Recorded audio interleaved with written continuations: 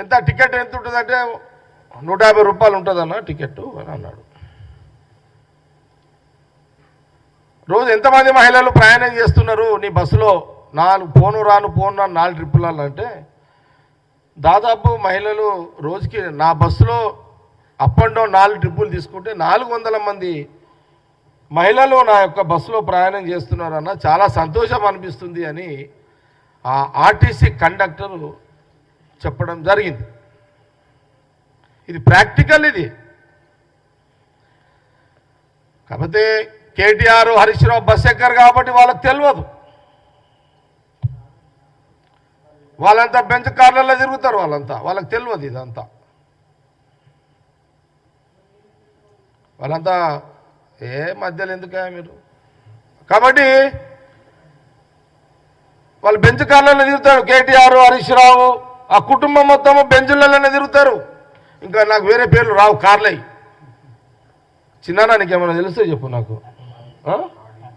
RD beedi గీడీలు అన్నీ ఇట్లా తిరుగుతారు వాళ్ళంతా. BMW.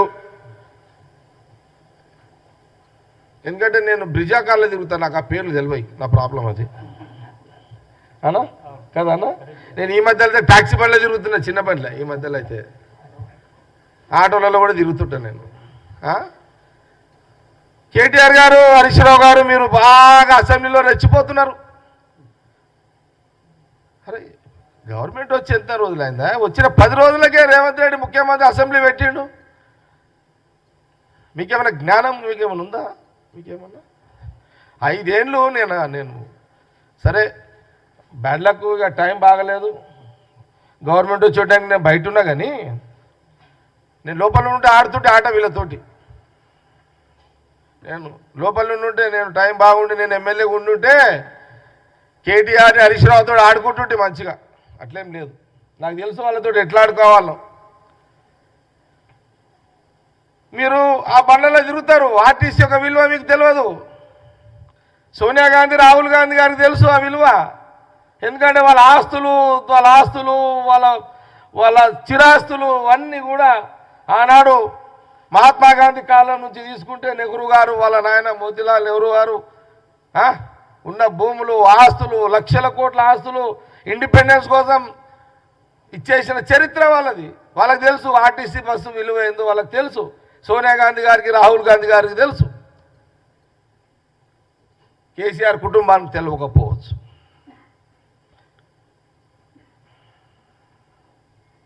పిల్లలకు తెలియకపోవచ్చు, ఎందుకంటే పిల్లలు పవర్ రాగానే రోడ్డు మీదకి వచ్చారు కాబట్టి తెలియకపోవచ్చు.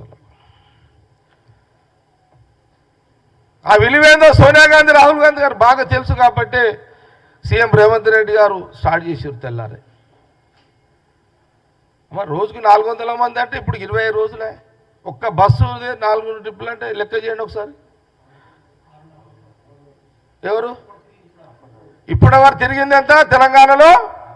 చిన్న 6.5 కోట్లు. 6.5 కోట్ల మంది మెడిసాయి. 6.5 కోట్ల మంది ఈరోజు మహిళలు తెలంగాణ తిరిగిరు ఫ్రీగా. దీనికి నువ్వు సవాలా? నేను కేటీఆర్ని హరీష్ రావుని అడుగుతున్నా. మీకు దీని మీద వస్తారా? డిబేట్కి వస్తారా? మీరు ఎప్పుడు అమరవీరుల జ్ఞాపకార్థంగా మీరు వాళ్ళకి ఇచ్చేది ఏం లేదు. అమరవీరుల కుటుంబాలకు కానీ ఆడికి పోతారు, దండం పెడతారు, మీ పని మీరు చేసుకుంటారు. వాళ్ళ దండాలే స్తూపాలకు. ఆ స్తూపం కాడికి రా అసెంబ్లీ ముందు ఎప్పుడన్నా. మా యూత్ కాంగ్రెస్ ఎన్ఐసి వాళ్ళు వస్తారు, వాళ్ళు చూసుకుంటారు మీ సంగతి అంతా. అరే ఏం ఇదంతా ఏం 10 రోజులకు మీరు ఎప్పుడైనా నేను అడుగుతున్నా బీఆర్ఎస్ కేటీఆర్ని హరీష్ రావుని అడుగుతున్నా, ఆ రోజు మీరు ఎంత సమయం మీకు ఇచ్చిర్రు?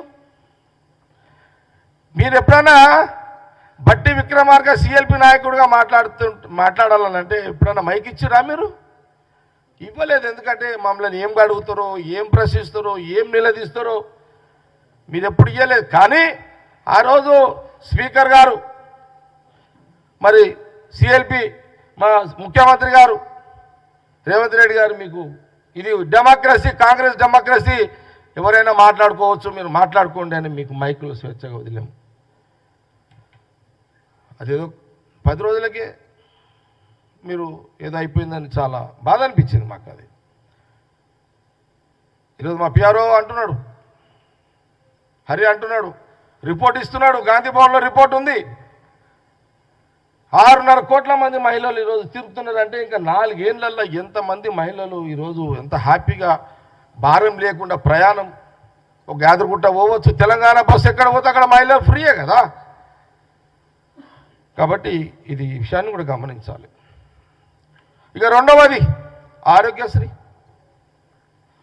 ఆరోగ్యశ్రీ 10 లక్షలు ఆ రోజు సోనియా గాంధీ రాహుల్ గాంధీ గారు చెప్పిండ్రు, ప్రజలు నమ్మిరు, మాకు ఓటేసిరు, సీఎం రేవంత్ రెడ్డి గారు అమలు చేసేసిండు. ఇప్పుడు అది కూడా 10 లక్షలు. ఇప్పుడు ఇండ్లు అమ్మాల్సిన అవసరం లేదు. ఒక భార్య ఒక భర్త, భార్య బాగాలేకపోతే భార్య, తమ్ముడు బాగాలేకపోతే అన్న, భార్య తల్లికి బాగాలేకపోతే కొడుకు, భర్తకు రాగలేకపోతే భార్య, భార్య బంగారం అమ్మాల్సిన అమ్మ లేదు, భర్త ఇల్లు గిరు పెట్టాల్సిన అమ్మ అవసరం లేదు. ఆరోగ్యశ్రీ 10 లక్షల వరకు మీరు ఏ పెద్ద దవాఖానకు పోయినా మీకు ఫ్రీ ట్రీట్మెంట్.